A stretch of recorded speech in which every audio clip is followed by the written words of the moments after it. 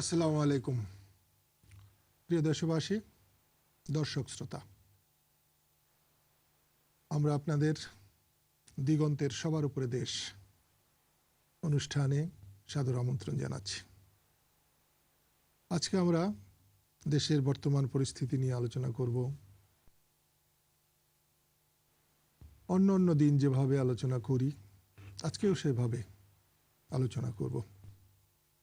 আপনারা ভালোভাবেই জানেন যে সবার উপরে দেশ এই অনুষ্ঠানটি একেবারে সাদামাটা অনুষ্ঠান, এবং এই অনুষ্ঠানের মূল কথাই হচ্ছে আমরা সত্য বলবো, আমরা নির্ভয়ে বলবো।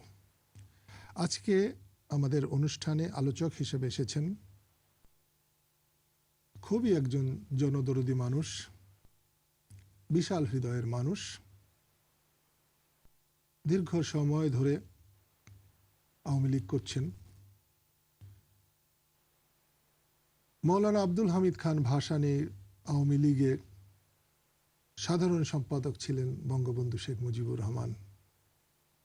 মৌলানা ভাসানীকে বহুবার বলতে শুনেছি যে তার রাজনৈতিক জীবনের ছয়জন সেক্রেটারির মধ্যে বঙ্গবন্ধু শেখ মুজিবুর রহমান ছিলেন অন্যতম প্রধান।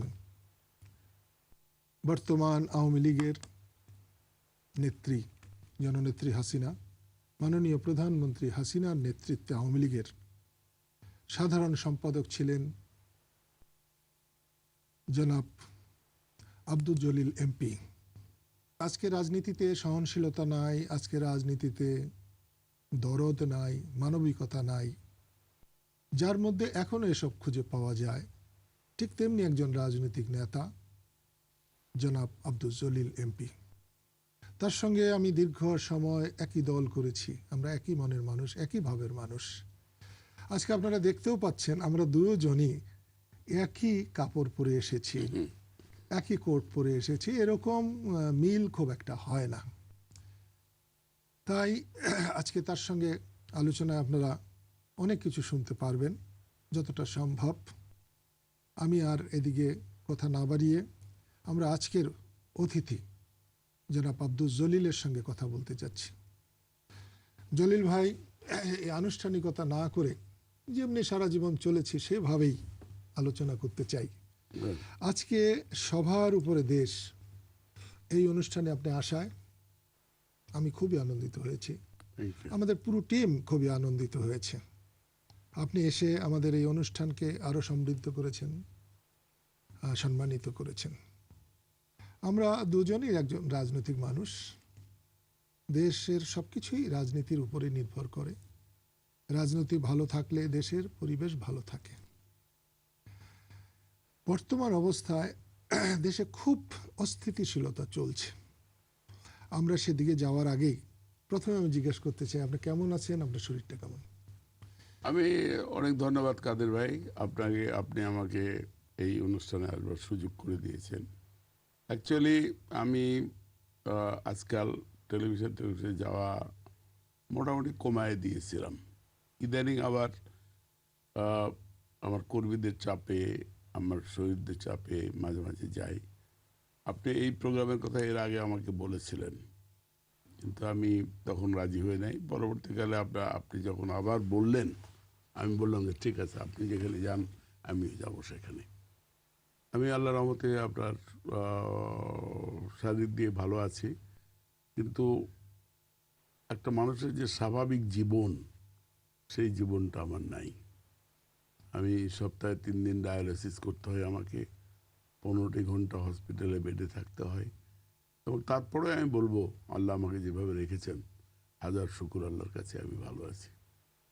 আচ্ছা জলিল ভাই, আপনি যে প্রথম অনুরোধের সময় আসেননি, এর জন্য কি কোনো কারণ ছিল, কোনো রকম কারণ ছিল? রিজার্ভেশন ছিল না।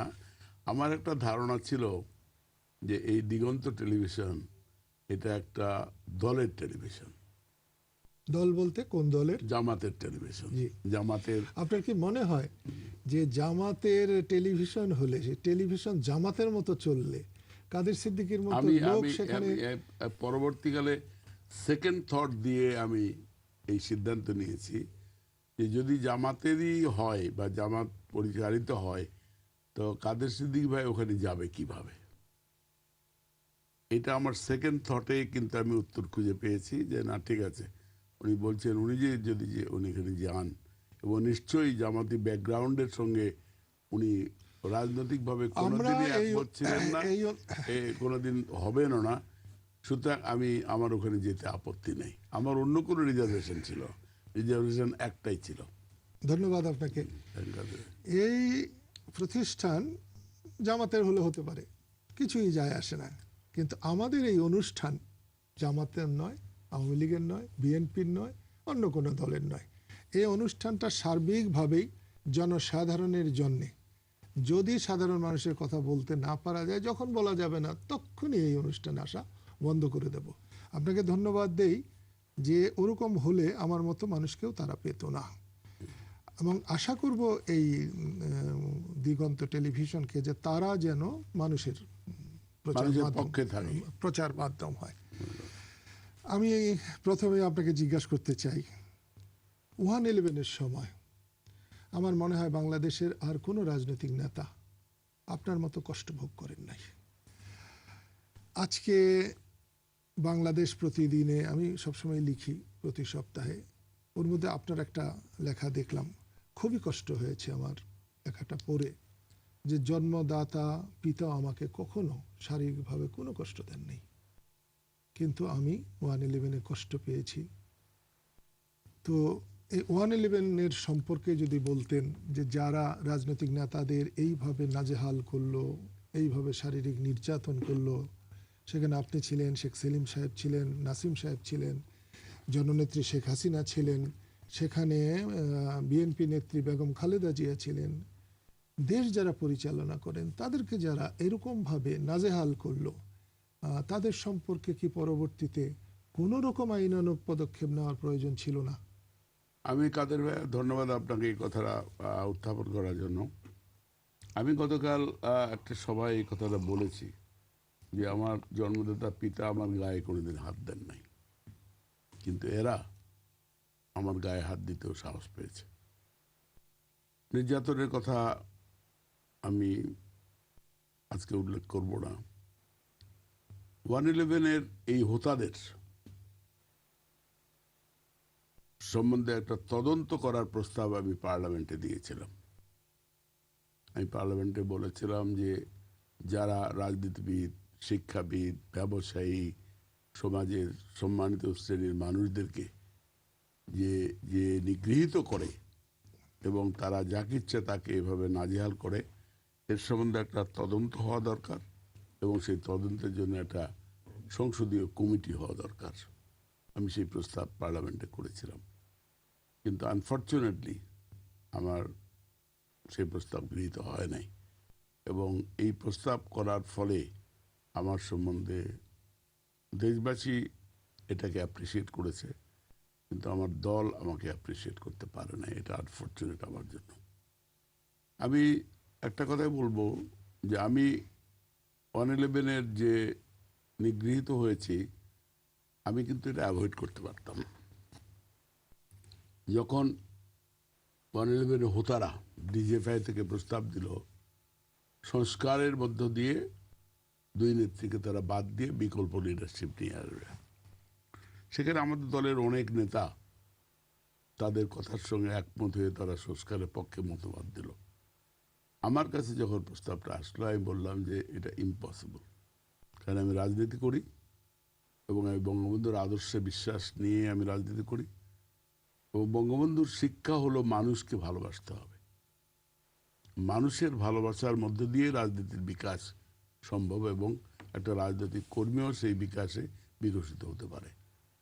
আমি সেই বিশ্বাস নিয়ে এসে আজকে আমি এই সংস্কারের মধ্য দিয়ে একজন প্রতিষ্ঠিত নেত্রী, যিনি জনগণের দ্বারা নির্বাচিত হয়েছেন, দলের কর্মীদের দ্বারা নেতৃত্বের আসনে আসীন হয়েছেন, তাকে তার বিকল্প ব্যবস্থা ষড়যন্ত্রের মধ্যে আমি করতে রাজি নই। আমি এটা রিফিউজ করেছিলাম এবং আমি তখন বঙ্গবন্ধু কন্যা জননেত্রী আমার নেত্রীর পক্ষেই আমি স্ট্যান্ড নিয়ে, সেই সময় পত্রপত্রিকা দেখলে আপনি পাবেন, স্ট্যান্ড নিয়ে আমি আমার বক্তব্য রেখেছি যে সংস্কার মাইনাস শেখ হাসিনা হবে না, সংস্কার যদি দলের কোনো নিয়ম কানুনের বা বিধিবিধানের সংস্কার করতে হয়, শেখ হাসিনার সবার নেতৃত্বেই সেই সংস্কারটা হতে হবে, এর বিকল্প কোনো ব্যবস্থা হতে পারে না।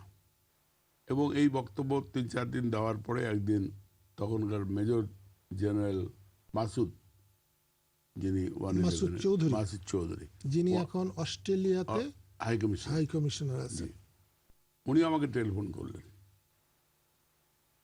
টেলিফোন করে নিয়ে বললেন যে স্যার, কথাগুলো একটু এত না বললে হবে না, কথাটা একটু সংযতভাবে আপনি বলেন। তাই বললাম, জেনারেল মাসুদ, কথা বলা তোমার কাছে আমার শিখতে হবে না, আমি যেটা বিশ্বাস করি আমি সেটা বলবো, এবং তোমার যা করণীয় তুমি সেটা করতে পারো। এবং আনফর্চুনেটলি পরের দিনই দুপুরবেলা আমি অফিসে, তখন আমার ব্যাংকের প্রতিষ্ঠানে বসে কাজ করছিলাম, আমার একটা বোর্ড মিটিং ছিল, ডাইরেক্টররা আসছে, আমি আলাপ আলোচনা করছি, ফরমাল মিটিংয়ে যাব। এমন সময় আমার পিএস এসে বললো যে স্যার, আর্মির কয়েকজন অফিসার এসছে, আপনার সঙ্গে দেখা করতে চাই। তাই কোথায়? বললো নিচে তো টোটাল রাস্তা ভর্তি হয়ে আছে আর্মি, আর 5-7 জন officer below the rank of colonel, lieutenant colonel colonel আসছে, তারা আপনার সঙ্গে আমার অফিসের সামনে দাঁড়িয়ে আছে। তেমন ঠিক আছে, পাঠিয়ে দাও। আসলো, আমাকে বললো যে স্যার আপনাকে আমাদের সঙ্গে যেতে হবে। তাই আমি বললাম যে তোমাদের সঙ্গে যেতে হবে, অবশ্যই যাব, কেন যাব না, যাব, তো কেন যেতে হচ্ছে এটা আমাকে বলতে হবে। স্যার সেই উত্তর আমরা দিতে পারবো না, ইউ হ্যাভ বিন ডাইরেক্টেড, আপনাকে নিয়ে যাওয়ার জন্য বলা হয়েছে, আমি নিয়ে যাব, সেজন্য এসেছি, আমি আশা করবি আপনি আমাদের সঙ্গে কোঅপারেট করবেন। তা বলে অবশ্যই কোঅপারেট করবো, তোমার সঙ্গে তার যুদ্ধ করতে যাবো না, আমি কোঅপারেট করবো। তো একটু বসো, আমি বাথরুম থেকে আসি। আমি বাথরুমে যাচ্ছি, আমার পিছু পিছু একজন অফিসার যাচ্ছে, তখন আমি একটু ধমক দিলাম, what the hell you are doing, why you are following me, এটা আমার রেস্ট রুম, আমার বাথরুমে আমি যাচ্ছি, পালানো তো জায়গা এখানে নাই, আর পালানোর জন্য ব্যাংক সেভাবে তো আমরা তৈরি করি নাই, তুমি বাইরে যাও, let me come from the toilet, তারপর আমি তোমার সঙ্গে যাও। তো আবার ধমক শুনে সে একটু বিচলিতই হলো আর কি, বিচলিত হয়ে বাইরে আসলো। বাথরুমতে বেরিয়ে আমার কলিগদের ছিল, তাদের বললাম যে ঠিক আছে তোমরা থাকো, তোমরা দোয়া করো যেন সুস্থভাবে ফিরে আসতে পারি। আমি ওখান থেকে বেরিয়ে নিচে নামলাম। নিচে নামার পরে আমাকে একটা গাড়িতে তুললো, গাড়িতে তোলার পরে আবার চোখটা বাঁধলো আমার অফিসের সামনেই। তো আবার একটু পরে বললো স্যার একটু নামেন। কেন? বলে স্যার এই গাড়িতে এসি নাই, আমরা একটা এসিওয়ালা গাড়ি আমরা প্লেস করতেছি। ঠিক আছে, নামলাম, আবার উঠালো, আবার চোখ বাঁধলো, তারপরে কোথায় নিয়ে গেল জানি না। যেখানে নিয়ে গেল সেখানে গিয়ে আমি সেখানে 7 দিন ছিলাম। আমাকে রাখা হয়েছিল প্রথম 2 দিন, পরবর্তীকালে আবার 5 দিন, 7 ডেতে আমাকে রিলিজ করলো। রিলিজ তো না, ওখানে আমাকে ওখান থেকে জেলখানায় শিফট করলো আর কি। তো এই 5 দিনের মধ্যে তারা যে দুর্ব্যবহার, আমি একজন পার্লামেন্টের মেম্বার, আমি এই দেশের যারা সৃষ্টি করেছে তাদের মধ্যে একজন মুক্তিযোদ্ধা, তাদের কথাবার্তা, আচার আচরণ, বিহেভিয়ার, এইটা একটা সভ্য জগতে কোনো অবস্থায় সহনীয় নয়। আমি এক পর্যায়ে বলেছিলাম যে দেখেন, আমার চোখ বিদেশে আপনারা ধমকাচ্ছেন, আবল তাবল কথা বলছেন, তা আপনি আমার চোখটা খুলে দেন না, আমি দেখি আপনি কে, আপনার বয়স কত, আপনি আমার ছেলের বড় না আমার ছেলের ছোট, আর আমি যে ব্যাকগ্রাউন্ডে নিয়ে আমি এখানে এসেছি সেই ব্যাকগ্রাউন্ডের ইতিহাসের সঙ্গে আপনার জন্ম হয়েছিল এখানে আমি একটু দেখা দরকার, আমাকে চোখটা খুলে দেন। তখন সে একটা অশ্রাব্য গাড়ি দিল, গাড়ি দিয়ে বললো যে আপনার আকাঙ্ক্ষা তো অনেক বেশি। আমি যে অবশ্যই বেশি, কারণ এখনও আপনি আমাকে সেলিউট দেবেন। আমাকে যত নিগৃহীত করেন, আপনার অন্তরাত্মা আপনাকে বলবে আমাকে স্যালুট দিতে। আমি এভাবে তার সঙ্গে মোকাবেলা করেছি। অনেক কথা, নেত্রীর সম্বন্ধে অনেক কথা জানতে চেয়েছে। আমি বললাম যে দেখেন, এই কথাগুলো আমাকে জানার আগে আপনারা খোঁজ খবর নেন। আপনারা যে অভিযোগগুলো নিয়ে আসছেন, এই অভিযোগগুলো একটাও সত্য নয় বলে আমি বিশ্বাস করি। যেমন বললো যে আচ্ছা, আপনি যে মাপের নেতা, বাংলাদেশে তো রাজনৈতিক নেতা অনেকেই থাকবে, কিন্তু আপনার মাপের নেতা খুব বেশি হবে না।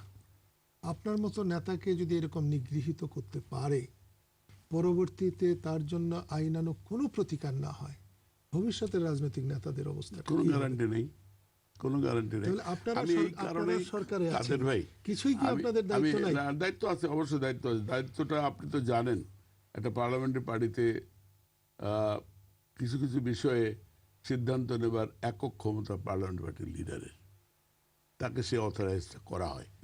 কিন্তু তারপরেও যে অন্যায়গুলো হচ্ছে, অন্যায়গুলোর পক্ষে যদি আরও আমার কলিগরা যদি কথা বলতো, আমি কথাটা বললেন আপনি, ভালো হলো। আমি যখন ওই সংসদীয় কমিটির প্রস্তাব দিলাম পার্লামেন্টে দাঁড়িয়ে, আমি একটু আবেগ আপ্লুত হয়েছিলাম। আমি পার্লামেন্টে কাঁদাকাটি আপনি খুব ভালো করে জানেন আমি আপনাকে খুব পছন্দ করি, ভালোবাসি, আপনাকে কোনো বিব্রত করতে চাই না। না, আমি তবু একটা অনুষ্ঠান করি, সাধারণ মানুষ, দেশের মানুষ এটা নিয়ে এসে থাকে। তারা চায় আমার কাছে বিবেকের দ্বারা আমি পরিচালিত হই, তাদের মনে যে প্রশ্ন জাগে সে প্রশ্নগুলো তুলে ধরতে পারি। না, আমি সেই জন্য এটা তুলে ধরেছি যে এরকম যদি আপনার মাপের মানুষ যদি নিগৃহীত হয়, তার জন্য যদি কিছুই করা না হয়, আমি পরবর্তীতে এই একই কাজ আরো হবে কিনা। কাদের ভাই, আমি আপনার সঙ্গে একমত।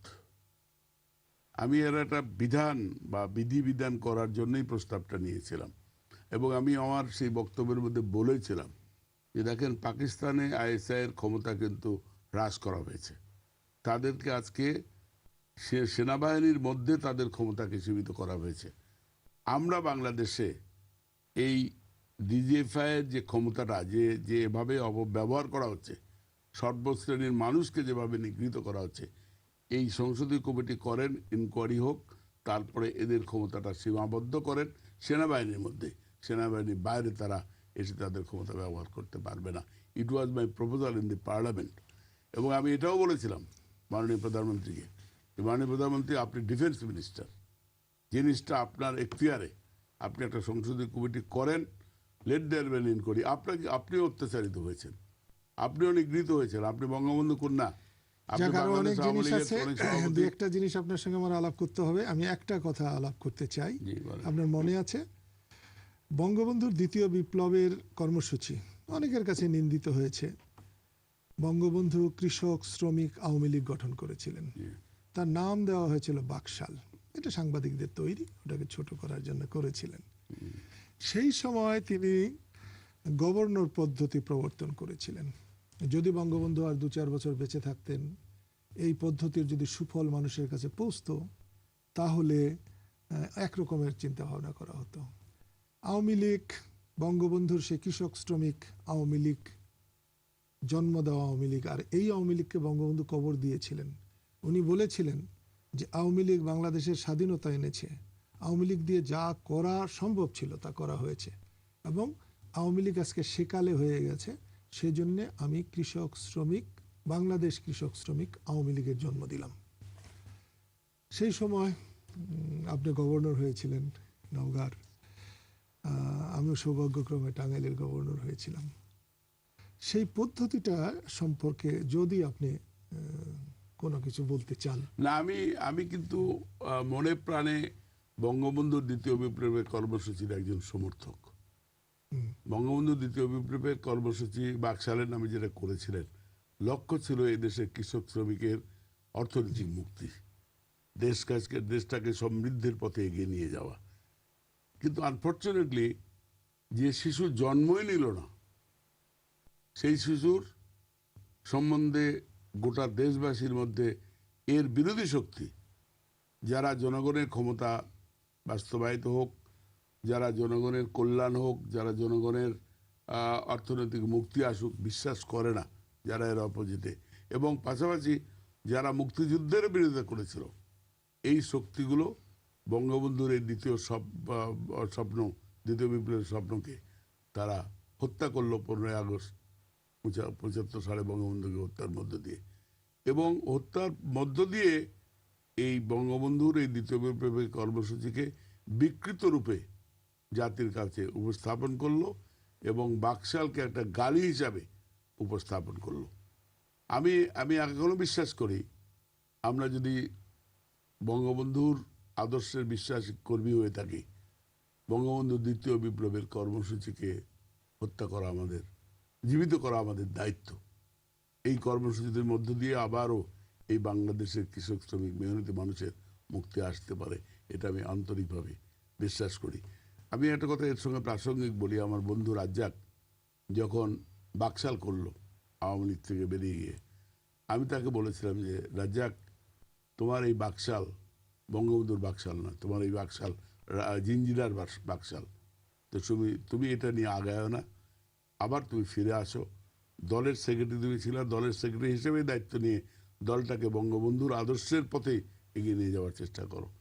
আমার বন্ধু তখন আমার কথা শোনে নাই, কিন্তু পরবর্তীকালে উনি উপলব্ধি নিয়ে আবার কিন্তু আওয়ামী লীগে ফিরে এসেছিলেন এবং আওয়ামী লীগের যে আদর্শ, সেই আদর্শ বাস্তবায়নের জন্য জীবনের শেষ দিন পর্যন্ত তিনি আত্মত্যাগ করে গেছেন। সুতরাং এই যে দ্বিতীয় বিপ্লবের কর্মসূচির কথা বললেন কাদের ভাই, এখানে একটা শক্তি আছে যারা এর অপব্যাখ্যা করে, যারা এ সম্বন্ধে বিভ্রান্তিকর ব্যাখ্যা দিয়ে মানুষকে বিপথে নিয়ে যায়। এবং আনফর্চুনেটলি আমাদের জন্য দুঃখজনক এই কারণে যে আজকে দেখেন আমাদের গভর্নর পদ্ধতি করেছিলেন বঙ্গবন্ধু, প্রশাসনিক বিকেন্দ্রীকরণের মধ্য দিয়ে জনগণের কাছে ক্ষমতা তিনি নিয়ে যেতে চেয়েছিলেন। এবং এই বাকশালে যে গভর্নর আপনি হয়েছিলেন, আমরা হয়েছিলাম, আমাকে বানিয়েছিল, আবু সাইদ ছিল, আরও অনেকে ছিল। এই বাকশালের এই গভর্নরশিপ কিন্তু ক্ষণস্থায়ী ছিল। এটা appointed governor, but after few months there would have been an election by the people. এবং সেখানে নির্বাচিত প্রতিনিধি হিসাবে আপনার পেরিফেরিতে আপনাকে যে দায়িত্বটা বঙ্গবন্ধু দিয়েছিলেন, সেই দায়িত্ব বাস্তবায়িত করতে পারেন। এন্টার জেলার আপনার কমান্ড অ্যান্ড কন্ট্রোল আপনার হাতে থাকতো। আপনি জনপ্রতিনিধি হিসাবে জেলার ভাগ্য পরিবর্তনের জন্য সমস্ত রেসপন্সিবিলিটি ছিল আপনার। আপনি ব্যর্থ হলে আপনার ব্যর্থতা হতো, আর আপনি সফল হলে দলের এবং এই কর্মসূচির সফলতার মধ্যে দিয়ে জনগণ উপকৃত হতো। এটা আমি আন্তরিকভাবে বিশ্বাস করি, আজও বিশ্বাস করি। জলিল ভাই, আমরা একটা ছোট্ট বিরতিতে যেতে চাই, আবার এসে আলোচনা করব। Thank you. প্রিয় দর্শক শ্রোতা, আমরা আলোচনা করছিলাম আব্দুল জলিল এমপির সঙ্গে। আমরা ছোট্ট একটা বিরতিতে যাচ্ছি, আশা করব আপনারা ততক্ষণ আমাদের সঙ্গেই থাকবেন।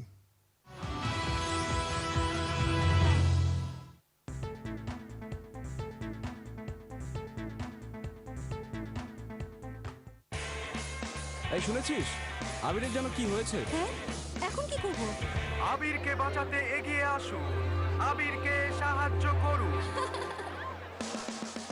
আপনাকে নিয়ে এমন বিভ্রান্তি এড়াতে আপনার বন্ধ বাংলালিংক সংযোগটি চালু করুন। পৌঁছে যাবে 14 মিনিট টক টাইম। এছাড়াও যে কোনো পরিমাণ রিচার্জে উপভোগ করুন 300% বোনাস। যেখানে দিন বদলের চেষ্টায় বাংলালিংক। আরে খা খা না দোস্ত, তোরই চাঁদার টাকার খাবার।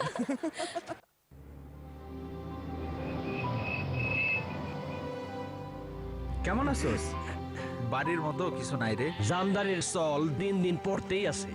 জামদানি বিক্রি হইব কেমনে? শহরের একজন আর কয়টা জামদানি ভরে? শহরে বিক্রি না হলে বিদেশে হবে। শাড়ি কিনব। শাড়ি হতে হবে কে বলেছে? বিজন আরে বাড়িতে নিয়ে যা তো। আমার কথাটা একটু শোনেন। তুই কয়দিন আসস? ভাইয়া তো আর যাবে না। মাথা থেকে জামদানির ভূত এখনো নামে নাই। এই যে এরকমই বানাবো। এটাই সুন্দর।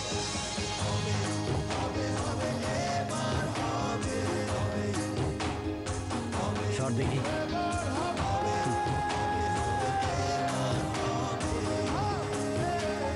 Gentlemen, we have Ganji from Africa, Jamdani from Bangladesh, That's interesting. Shuhash Jamdani Kor. হ্যাঁ?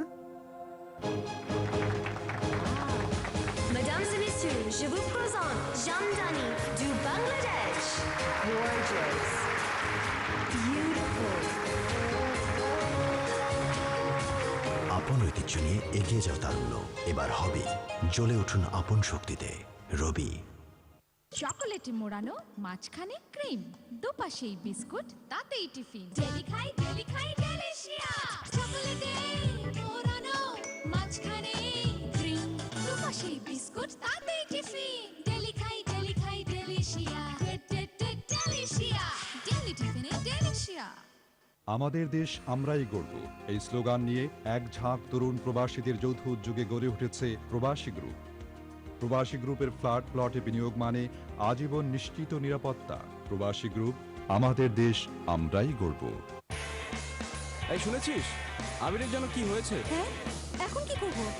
আবিরকে বাঁচাতে এগিয়ে আসুন, আবিরকে সাহায্য করুন। আপনাকে নিয়ে এমন বিভ্রান্তি এড়াতে আপনার বন্ধ বাংলালিংক সংযোগটি চালু করুন। পৌঁছে যাবে 14 মিনিট টক টাইম। এছাড়াও যে কোনো পরিমাণ রিচার্জে উপভোগ করুন 300% বোনাস। যেখানে দিন বদলের চেষ্টায় বাংলা লিংক। আরে খা খা না দোস্ত, তোরই চাঁদার টাকার খাবার।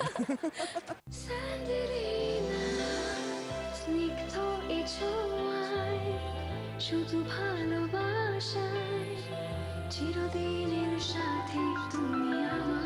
যখন কেউ আমায় বলে সম্পূর্ণ, আমি বলি স্যান্ডেলিনা। সৌন্দর্য ত্বকের জন্য স্যান্ডেলিনা স্যান্ডেল সোপ। রূপচর্চায় আভিজাত্য।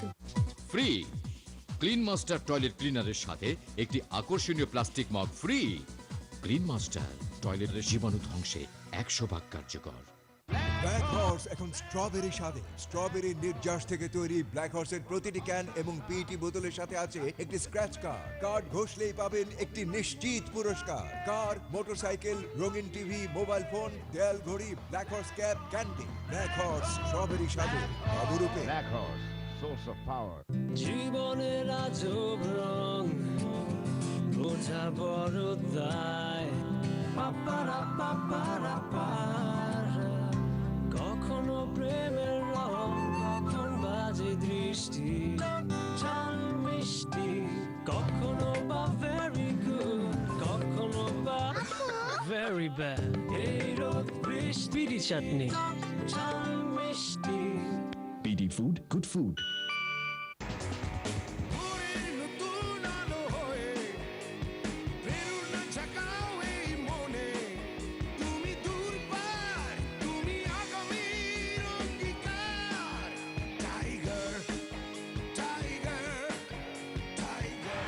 Tiger Energy Drink. Recharge yourself.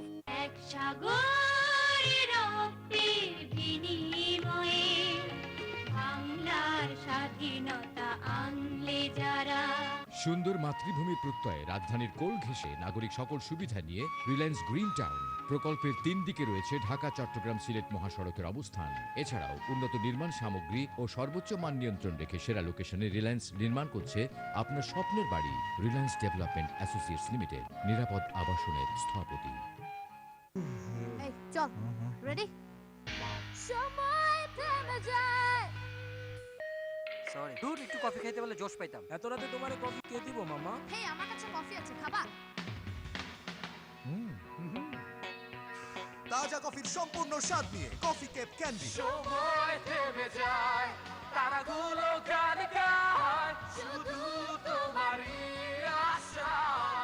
Coffee Cape candy, যখনই চান তখনই কফি। ব্ল্যাক হর্স এখন স্ট্রবেরি স্বাদে। স্ট্রবেরি নির্যাস থেকে তৈরি ব্ল্যাক হর্সের প্রতিটি ক্যান এবং পিইটি বোতলের সাথে আছে একটি স্ক্র্যাচ কার্ড। কার্ড ঘষলেই পাবেন একটি নিশ্চিত পুরস্কার। কার, মোটরসাইকেল, রঙিন টিভি, মোবাইল ফোন, দেয়াল ঘড়ি, black horse cap, candy. Black horse strawberry স্বাদে অবরূপে। ব্ল্যাক হর্স, সোর্স অফ পাওয়ার।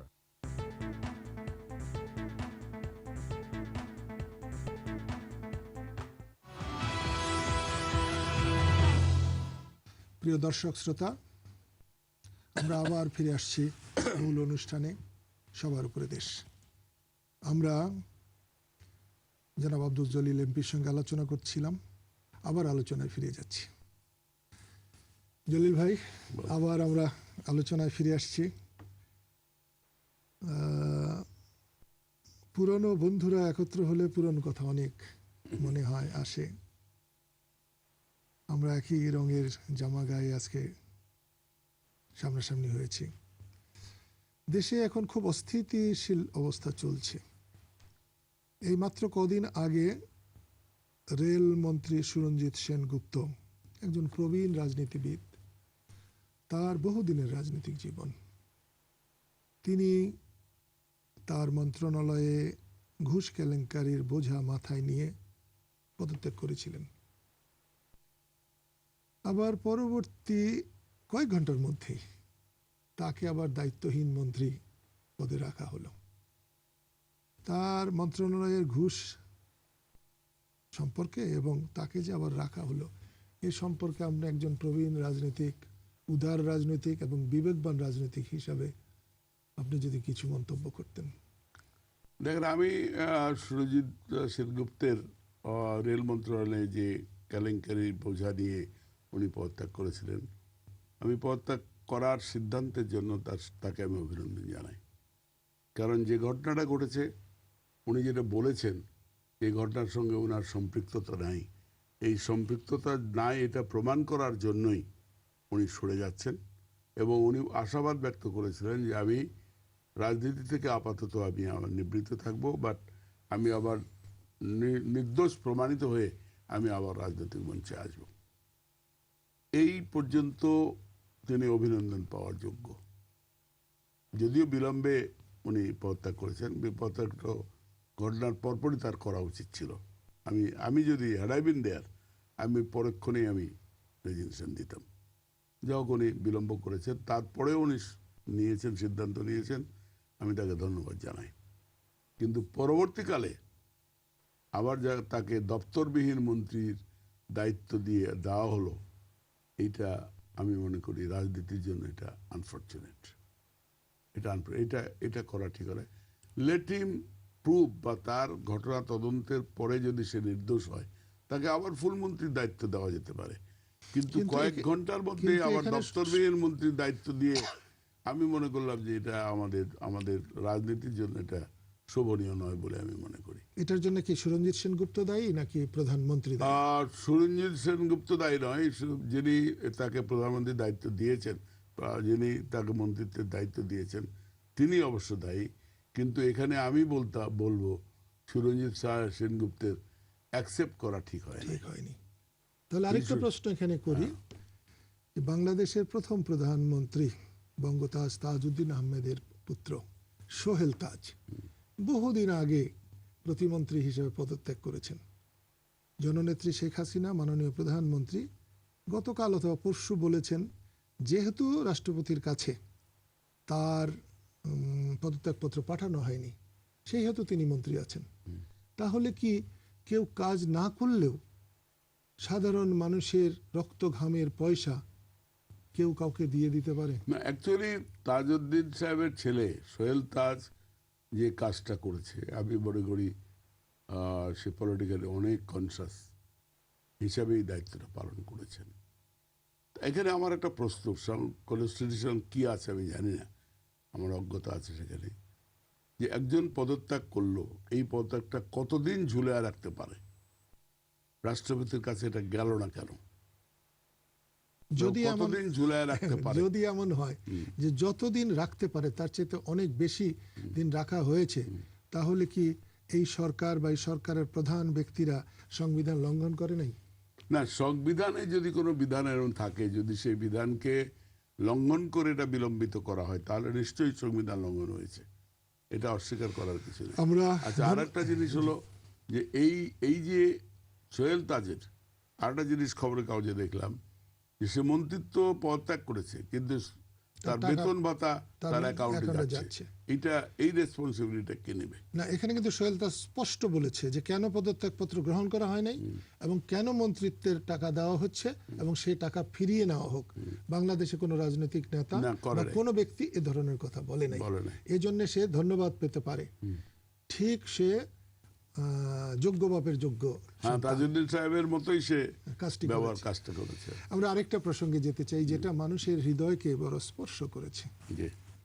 ইলিয়াস আলী বলে একজন রাজনৈতিক নেতা, বিএনপির নেতা, তিনি বিএনপির সাংগঠনিক সম্পাদক এবং সিলেট জেলা বিএনপির সভাপতি। তাকে আজ কদিন থেকে পাওয়া যাচ্ছে না। এত বড় মাপের রাজনৈতিক প্রতিদ্বন্দ্বী বা প্রতিপক্ষ যদি হারিয়ে যায়, তাকে যদি পাওয়া না যায়, তাহলে দেশের সাধারণ মানুষের নিরাপত্তা কোথায়? কাদের ভাই, আজকে আমি সকালে একটা আলোচনা সভায় আমি এই কথাটা স্পষ্টভাবে বলেছি যে একে অপরকে দোষ দিয়ে কোনো লাভ নেই। আমি যেহেতু রাষ্ট্রীয় ক্ষমতায় আছি, আমার দায়িত্ব to give protection to the life and property of all persons of the country. সেই সুবাদে ইলিয়াস আলী একটা ক্ষুদ্র মানুষ নয়, একটা রাজনৈতিক দলের ওয়ান অফ দি মানে বিগ রাজনৈতিক দলের সে দ্বিতীয় সারির একটা প্রধান নেতা, সে দলের অর্গানাইজ সেক্রেটারি এবং সিলেট জেলার তিনি নির্বাচিত সভাপতি। এইরকম মানুষ হঠাৎ করে গুম হয়ে যাবে, এটা কোনো দিনই কেউ আশা করে না। এবং এই গুম হওয়ার পরে আপনি নিজেই চিন্তা করেন, আমি আমার দর্শক ভাইদেরকে বলবো, আপনাদের পরিবার পরিজন আতঙ্কে আছে কিনা। আমার স্ত্রী আমাকে বলে যে দেখো তুমি বেশি কথা আর বলো না, যদি তোমাকে গুম করে নিয়ে যায় তাহলে আমি কোথায় দাঁড়াবো, আমার ছেলে মেয়েরা কোথায় দাঁড়াবে।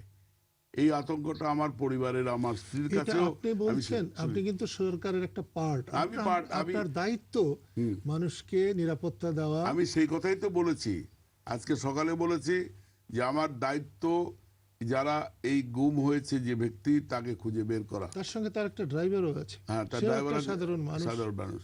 একে খুঁজে বের করার দায়িত্ব কিন্তু আমার সরকারের। আমি আমার সরকারের যেসব বাহিনী আছে তাদেরকে বলবো এই দায়িত্বটা পালন করে জাতির কাছে তাকে উপস্থাপন করার ব্যবস্থা করেন, যেটা হাইকোর্ট থেকে নির্দেশ দিয়েছে। আর তার মধ্য দিয়ে গোটা জাতির, দেশের মানুষকে আশ্বস্ত করার ব্যবস্থা করেন। তা না হলে মানুষ নিরাপত্তাহীনতার মধ্য দিয়ে দিনাতিপাত করতে পারে না, বছরের পর বছর, দিনের পর দিন। আমি এ ব্যাপারে আরেকটা কথা করব। বঙ্গবন্ধু আন্তর্জাতিক মিলনায়তনে মাননীয় প্রধানমন্ত্রী কৃষক সমাবেশে খুব সম্ভবত বক্তৃতা করেছেন। সেখানে যেভাবে ইলিয়াস আলী সম্পর্কে এনেছেন, এতে অনেকেই বুকে ব্যথা পেয়েছে। একটা রাজনৈতিক মানুষ, তাকে পাওয়া যাচ্ছে না, ঠিক একেবারে এই সময়ে তার সম্পর্কে শক্ত কথা বলা বাঙালি কৃষ্টির মধ্যে পড়ে না। যেমন ধরেন, কেউ যদি তার পরিবারের কাউকে কবরস্থানে নিয়ে যায় মারা গেলে, কবর দেওয়ার সময় সেই পরিবারের কোনো বিবাহযোগ্য কন্যা থাকলে তার বিয়ের প্রস্তাবটা সেদিন দেয় না, কিছু সময় অপেক্ষা করে শোক ভুলবার অব্যাহতি দেয়। তো এই ক্ষেত্রে আপনি তার মাননীয় প্রধানমন্ত্রীর ওই ধরনের বক্তব্যটা আপনি কিভাবে, আমি প্রবীণ নেতা হিসেবে? না কাদের ভাই, এটা আমি বিবেক দিয়ে কথা বলি। আমি সত্য কথা বলতে আমার কোনো কোনটা নাই, কোনো ভয় নাই। কারণ আমার চাওয়া পাওয়ার হিসাবের মধ্যে নেই। আল্লাহ আমাকে যেটুকু দিয়েছে, যে সম্মান মান ইজ্জত দিয়েছে, এটা আমার কাছে অনেক বড়। আমি বঙ্গবন্ধুর আদর্শে লালিত হয়েছি এবং সেই কারণে আমি মনে করি জনগণের কথাটুকু আমাদের স্পষ্ট করে বলা দরকার, সত্যকে গোপন না করে সত্য বলা দরকার। আমি পরিষ্কার বলতে চাইছি, মাননীয় প্রধানমন্ত্রী কালকে যেভাবে রিমার্ক করেছেন, এটা তার ওই পদমর্যাদায় এই রিমার্কটা মানায় না। আমি আরেকটা এসে যাব, যেটা জিজ্ঞেস না করলে মানুষ হয়তো আমাকে প্রশ্ন করবে। আপনি যখন দলের সাধারণ সম্পাদক ছিলেন, বিরোধী দলে ছিলেন, বিএনপি ক্ষমতায় ছিল, তখন একটা রাজনৈতিক একটা খুবই কঠিন একটি সিদ্ধান্ত নিয়েছিলেন অথবা কথা বলেছিলেন। সেটা ছিল 30শে এপ্রিল, খুব সম্ভবত 2006 সাল হবে, খুব সম্ভবত। তো সে সময় আপনি 30শে এপ্রিল সরকারের ডেডলাইন ঘোষণা করেছিলেন। এ সম্পর্কে আপনার যা খুশি। না, আমি এই কথাটা আমি আজকে বলবো না, আমি এই বিষয়টা লিখছি। আচ্ছা, আমি আশা করি আগামী 21 ফেব্রুয়ারির মধ্যে আমার একটা লিখিত বই আমার আজকের এই অনুষ্ঠানে দর্শককে সামান্য কিছু যদি বলতেন। শোনেন, আমি 30 এপ্রিল এইটা একটা খামোকা কোনো কথা বলি নাই। তা তো বটেই, আপনি সেদিন বলেছেন there was a plan। আপনি বলেছেন যে নেত্রীর ইচ্ছার অনুমোদন ছাড়া আমি কোনো কথা বলাই হয়নি। নেত্রীর অনুমোদন ছিলই, এবং আমি আর নেত্রী ছাড়া এর পেছনে যে প্ল্যানটা অন্য কেউ বাংলাদেশে জানতো না। সুতরাং আমি এইটুকু বলতে চাই, এটা কিন্তু কথার কথা ছিল না। That was A plan, that was an agreement with some of the leaders of BNP. কিন্তু আনফর্চুনেটলি তারা 28 তারিখে ফেল করলো। আমাদের সময় ফুরিয়ে গেছে। আপনি যদি একটু বর্তমান সরকার সম্পর্কে, আপনার সরকারের একটা অংশ, এ সম্পর্কে যদি দুটা কথা বলতেন। না, আমি বলবো আমার এই সরকারের অনেক অ্যাচিভমেন্ট আছে, কিন্তু দুই একটি ঘটনা এই সব অ্যাচিভমেন্টগুলোকে ম্লান করে দিচ্ছে। সুতরাং আমি অতি সাবধানভাবে আমি সরকারকে বলবো, সরকার প্রধানকে বলবো যে অ্যাচিভমেন্ট আছে, এই অ্যাচিভমেন্টটা যদি আমরা জনগণের কাছে নিয়ে যেতে পারি, ব্যাখ্যা দিতে পারি, জনগণ আমাদেরকে আশা করি আগামী দিনে ফেলবে না। কিন্তু এই অ্যাচিভমেন্টের পাশাপাশি যে দু একটি ঘটনা আমাদেরকে বিপদগ্রস্ত করছে, মানুষের কাছে প্রশ্নবিদ্ধ করছে, আমাদের অবশ্যই এর থেকে বিরত থাকার চেষ্টা করতে হবে। তা না হলে মানুষ আমাদেরকে ভুল বুঝবে এবং সেই ভুল বোঝার পরিণতি করুণ হতে পারে আগামী দিনে। আপনার ধন্যবাদ। জলিল ভাই, আপনি আমার এই অনুষ্ঠানে এসেছিলেন, আমি কতটা যে আনন্দিত হয়েছি সেটা আপনাকে বলে বোঝাতে পারবো না। এবং আপনি এখানে আসায় এই অনুষ্ঠানের মর্যাদা অনেক বৃদ্ধি পেয়েছে। আবার যদি আপনাকে আমরা কাছে পাই তাহলে খুবই ভালো লাগবে। আল্লাহ তাআলা আপনাকে আরো দীর্ঘদিন সুস্থভাবে বাঁচিয়ে রাখুন, এটাই কামনা করি। আপনি আসার জন্য আপনাকে আবারও ধন্যবাদ। প্রিয় দর্শক শ্রোতা, আমরা আলাপ করলাম আব্দুল জলিল এমপির সঙ্গে, যার অতীত অত্যন্ত উজ্জ্বল, যার বর্তমানও ফেললার নয়। আমরা আবার আগামী শনিবার ঠিক এই সময় 11:15 আমরা আপনাদের সামনে হাজির হব। দেশের এই ক্রান্তিকালে দেশবাসীর সবারই দেশের জন্য কিছু করার আছে। আমরা বিশেষ কারণে এই অনুষ্ঠানটি গতকালকে রেকর্ড করেছি। সেই জন্যে এই অল্প সময়ের ব্যবধানে জাতীয় কোনো পরিবর্তন যদি হয়, সেখানে আপনারা লক্ষ্য করবেন যে আমরা প্রায় 24 ঘন্টা আগে এই অনুষ্ঠানটিকে রেকর্ড করেছি। আপনারা এই অনুষ্ঠান প্রতি শনিবার 11:15 শুনতে পান এবং পরবর্তী দিনে এটা পুনঃপ্রচারিত হয় সকাল 9:05। আশা করি আমরা আপনাদেরকে আবার আগামী অনুষ্ঠানে পাব। তত সময় সুস্থ থাকুন, ভালো থাকুন। আল্লাহ রাব্বুল আলামিন আপনাদেরকে নিরাপদে রাখুন। ধন্যবাদ।